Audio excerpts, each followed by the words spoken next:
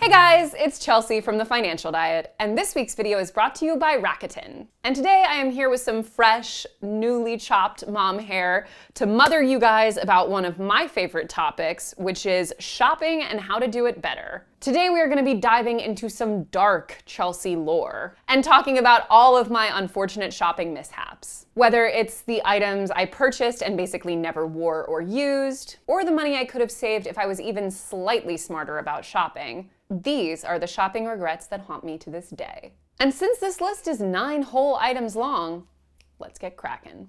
Number 1 is being afraid to put stuff back. Now, I don't know if this is something that you guys ever experienced, but for me, the more broke that I was at any given time, the more I felt compelled to buy things once I was even slightly into the process of shopping for it. I had massive insecurities about seeming poor. So like, for example, if I pulled an item that I needed to price check, if the price was too high, I had that like cringy moment of like, I can't be like, this is too expensive and put it back. I just gotta suck it up and go through with it and hope my debit card doesn't get declined. This was, of course, doubly the case when I was shopping with other people who I either wanted to impress or at least didn't want to seem poor around. And as we discussed last week on this very channel, there are specific psychological tactics used by salespeople to further encourage these feelings, as well as to create a sense of trust and intimacy with them so that you feel very awkward at the least backing out of a purchase. And weirdly, I have found that as I've gotten more financially comfortable, I am much less concerned about that pressure or the perception people might have about things I don't end up buying. I am very clear about asking for prices, and if it's out of my price range, I'll just say, a little out of my budget today. I do not care the puppy dog eyes the salesperson is giving to me. I always ask about coupons at the register, I ask about upcoming sales, and I am never, ever afraid to back out of something if I'm not totally in love and sold on it. Without a doubt, my biggest shopping regrets always came from stuff that I knew on some level wasn't right, but felt compelled to go through with anyway. So I don't do that anymore. Now, unfortunately, number 2 is an item that I can't even blame on a pushy salesperson or peer pressure because I bought it while drunk and alone at 2 o'clock in the morning in my studio apartment many years ago. And that is my literal child's couch. So basically, I can't even say that this was like some kind of like emotional spiral. I honestly think that what happened was that I was like at a party or something and I like regretted not having a couch, but I had like no money at this time, so I couldn't afford to just buy a decent couch. So I just like started browsing online after like I had like several drinks and people had gone home or whatever. And I found this couch at IKEA, like at the IKEA website, that seemed incredibly reasonably priced for what it was. And it was really cute. It was like all white. It's this really nice shape. And I was like, hell yeah, sold. And it was like my last dollars to buy this couch. And I was like so excited. Next morning, I woke up and I was like, ooh, my couch is coming. And then lo and behold, the couch arrives like a week later. And it is built for a child. It was like, I don't know, like a quarter the size of a normal human being couch. And I kept that couch for like, I don't know, I want to say like at least another year that I lived in that apartment because I couldn't even afford to like send it back. So I was just like, I guess I have a child's couch now. And here is a photo of me on my child's couch for you guys to enjoy.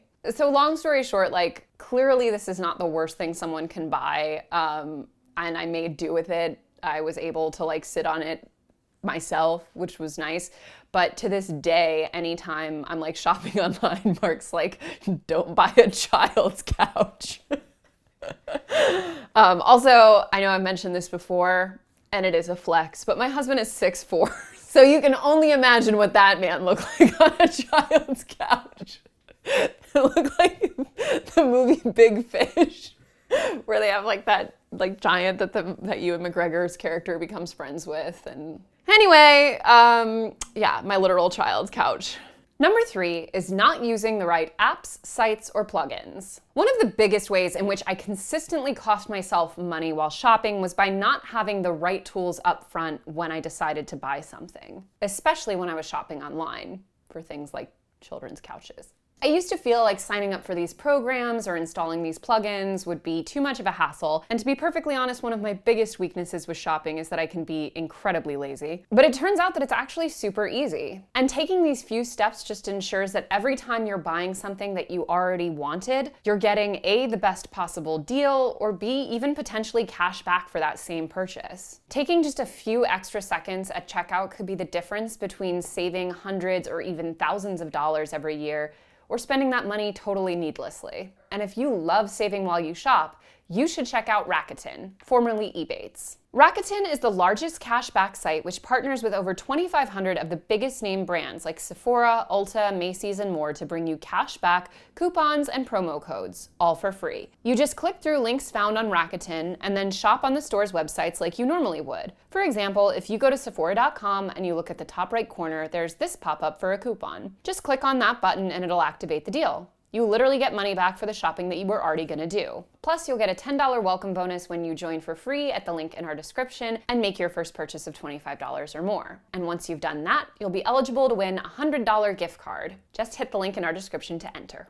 Number 4 is purchased items that I could have rented. So there are obviously times when a lot of us think of renting an item. For example, I was just at a black tie wedding where a lot of people probably opted for like a rent the runway or something that allows you to get a really, really upscale item for not so much money because you only need it for one thing. But there are so many more things that can be rented, including, for example, lots of items around the house. My husband and I are just about to move, and so many of the key items that we'll need for the process are things that we'll probably only need once or twice in an apartment the size of ours. For example, something like a full-length ladder or more heavy-duty power tools. You can even rent moving boxes, plastic ones. Frankly, my home is a bit of a boneyard of things that I bought because I needed them for something and only ended up using them one time and very well could have rented. And if you've watched our video about things you can do at the library you probably didn't even know about, you know that actually the library is an incredible source of stuff that you can rent for free. Everything from camping equipment to passes for cultural events and museums are there for the renting for free. Anyway, long story short, unless the item you're buying is something that you know you're going to need again and again, it's always worth taking at least one quick look if you could rent the item, and if so, if it wouldn't be a better deal just to rent it. Number 5 is any party shoes. So one thing that's great about being 30 is that you can look at all of the terrible, stupid, pointless stuff that you did in your 20s and be like, chapter closed.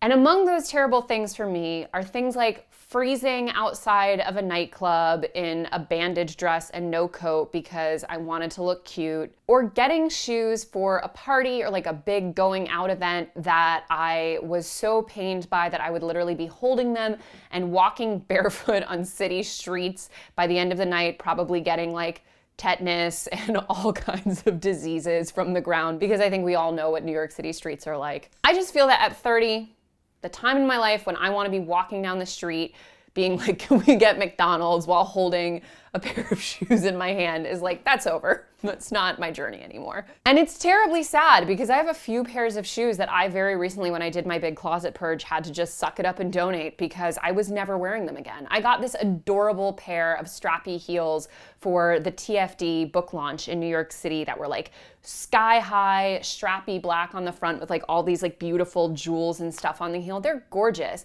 But by like minute 30 of that party, I was literally like pulling on my mom's shoulder because I was holding her so much, being like, I can't move.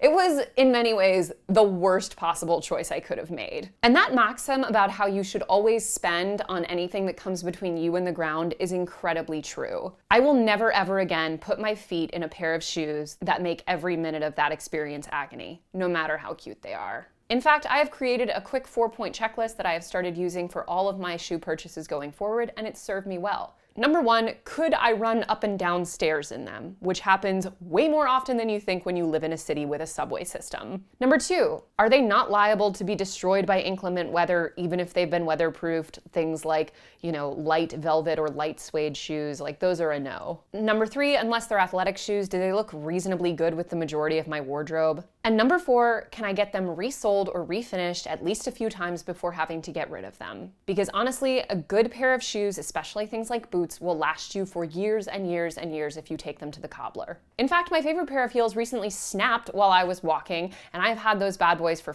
like 4 years and worn them constantly, so this was not really a surprise, but they'd already been to the cobbler once, and I took it back to my cobbler, and I was like, can you do anything, please? My crops are dying, and he was like, I'll fix it.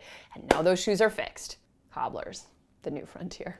Similarly, things that come between me and the ground on my shopping regrets is a crappy bed. I don't know if you guys have heard, but my husband's 6'4". And for 2 entire years in this apartment, we shared a full bed every single night. Every bit of that experience I have blocked out from my memory because it was so bad. Like every single morning I would like wake up like in his underarms. And also the mattress and the bed frame, everything was of super shitty quality, so it like kind of sloped weirdly during the night, and it was also full-sizing Mark's head. Like Mark's feet would like poke off the end of the bed, like something out of like a children's fairy tale, like the wolf in the grandmother's bonnet. Anyway, so that was horrible. And it was funny too, because looking back, I now realize why we did that, because we had to get rid of our queen bed because we didn't think through another way that we could have configured the bedroom in order to make the queen fit. And we were like, you know what, screw it. Let's just make do and get the full. And because we had just moved, just gotten rid of the bed, we didn't have a ton of money to replace it with a nice bed. So we were like, all right, well, we'll just deal with a crap bed for a year or two and we'll make do. Biggest mistake of our lives. Like we should have skimped and not had like a dining table for 2 years rather than share a full-size shitty bed. Never skimp on a bed. Number 7 is monthly beauty boxes. Now you may be thinking to yourself, Chelsea, is that a bag of Halloween candy? And it is not. It is one of several bags that I have of unused, unopened, essentially unusable samples and minis and products from my Birchbox. Actually, Holly, who's filming me here, I would highly encourage her to go through. There's a lot of goodies in here that just like aren't necessarily a fit for me. Suffice it to say, this bag is like 10 pounds, and this isn't even the extent of it. And to be fair, sometimes I do use these items for like travel or whatnot, but like, do I need what appears to be a lemonade mix that makes your skin better, or baggage claim gold eye masks, okay? Or the world's least usable samples of lipstick, like crack one of those bad boys open. Okay, anyway, I mean, some of this stuff looks decent, but like, I've gotten like 7,500 fragrances and I don't even wear perfume. So all of this to say, like, I actually don't hate the concept of beauty boxes if you're like a beauty person, but if you're like me and you wear the exact same makeup every day and you have actual skin issues, so you're like pretty limited in the skincare items you can have, like, not worth it. Shopping regret.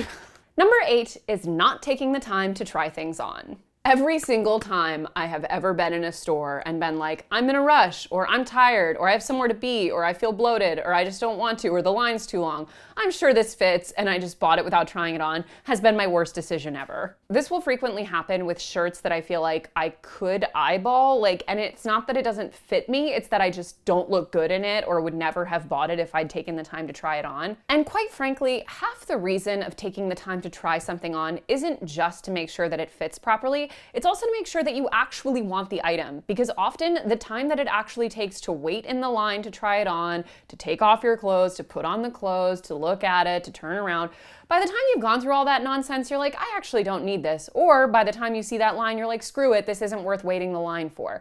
So you need to lean into that feeling and make sure you are using the try-on phase as a buffer between you and buying stuff that you don't really need or want. The only time it's okay to buy things without properly trying them on is if you have bought that exact item from that exact store. Like, there are certain tops now that Banana Republic makes every single year, and I know exactly what I look like in them. I know the exact size. I know how it fits. I can go in and get it in every color if I want to.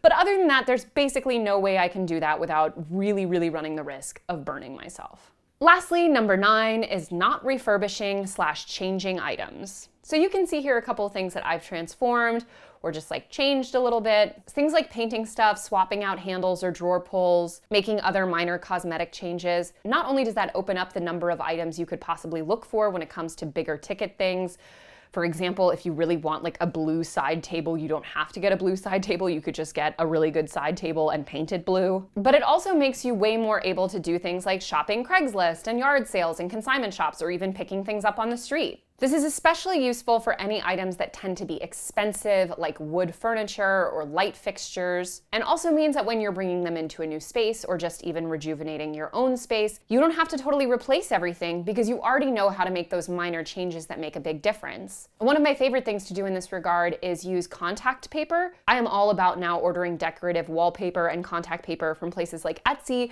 so I can take I don't know, a boring credenza that I got on Craigslist and like wallpapering the inside or the outside, putting up a little wallpaper behind a bed, basically making something feel really rich and special and unique without A, having to spend a lot of money, or B, doing something that you can't change back when you move. Anytime I've ever gotten rid of a good piece of furniture because I didn't have the vision to make small changes to it, I seriously regret.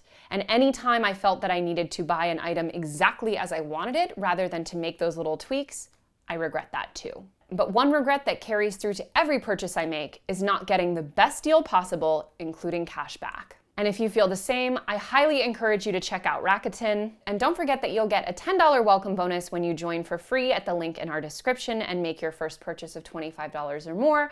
Plus, you'll be automatically entered to win a $100 gift card. Just hit that link in our description. As always, guys, thank you for watching. And don't forget to hit the subscribe button and to come back every Tuesday and Thursday for new and awesome videos. Bye!